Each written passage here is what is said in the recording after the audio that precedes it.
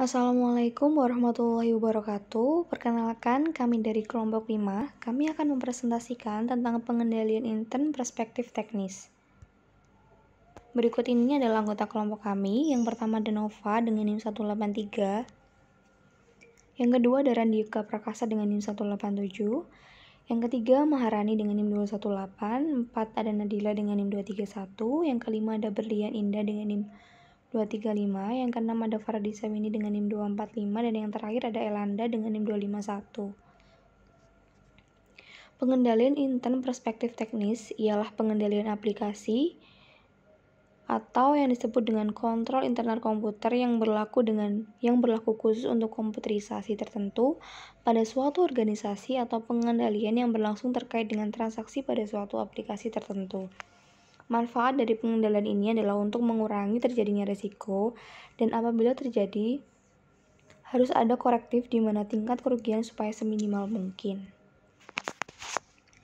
Ruang lingkup pengendalian intern aplikasi ialah sebagai berikut. Yang pertama ada boundary control atau otoritas akses ke sistem aplikasi, identitas dan otentisitas pengguna. Yang kedua ada input control, otorisasi dan validasi masukan, transmisi dan konversi data, penanganan kesalahan.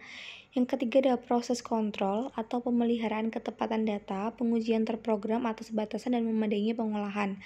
Yang keempat ada output control atau rekonsiliasi keluaran, penelahan dan pengujian hasil pengolahan, distribusi keluaran. Yang kelima ada database control atau akses dan integritas data.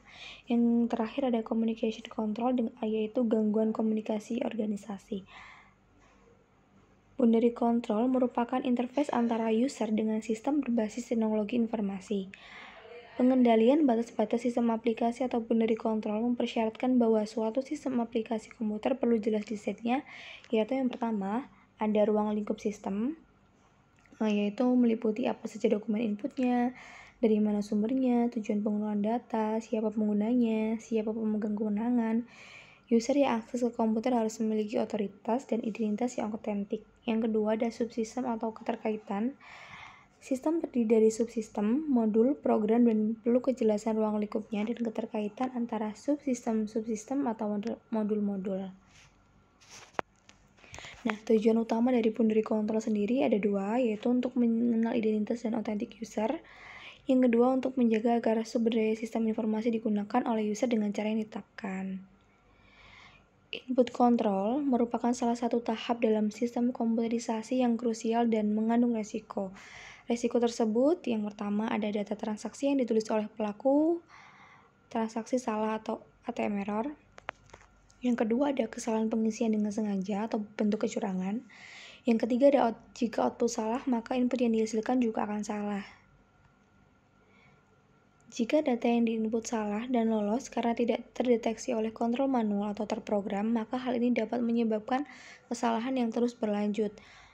Mekanisme untuk masuk ke data input dapat dikategorikan ke dalam dua cara. Yang pertama, ada batch delay processing system, yang kedua ada online transaction processing system. Pengendalian proses itu fungsinya yang pertama untuk mencegah agar tidak terjadi kesalahan selama proses pengolahan data seperti kesalahan logika program, salah rumus, salah urutan program, ketidakpaduan antara subsistem. Programmer salah menerjemahkan spesifikasi yang diberikan oleh sistem analis, program dibuat tidak mengikuti standar, baik itu struktur, bahasa, tidak dites dengan memadai, tidak sesuai dengan permintaan user. Menurut IAI atau Ikatan Akuntansi Indonesia, pengendalian proses merupakan bentuk pengendalian yang diterapkan setelah data berada pada sistem aplikasi komputer. Pengendalian ini didesain untuk memberikan keyakinan memadai bahwa yang pertama, transaksi dapat diolah semestinya oleh komputer. Yang kedua, transaksi tidak hilang, ditambah, digandakan, atau diubah secara tidak semestinya. Yang ketiga, kekeliruan pengolahan data dapat diidentifikasi dan dikoreksi secara tepat waktu.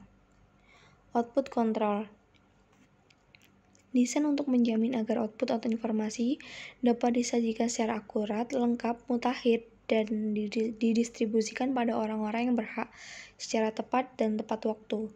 Permasalahan seperti laporan tidak akurat, tidak lengkap, terlambat, tidak update, hacker, cracker, dan sebagainya.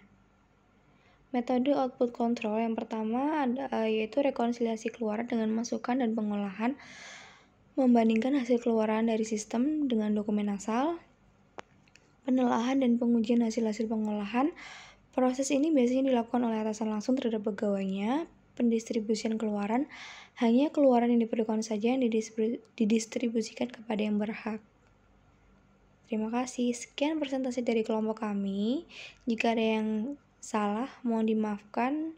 Wassalamualaikum warahmatullahi wabarakatuh.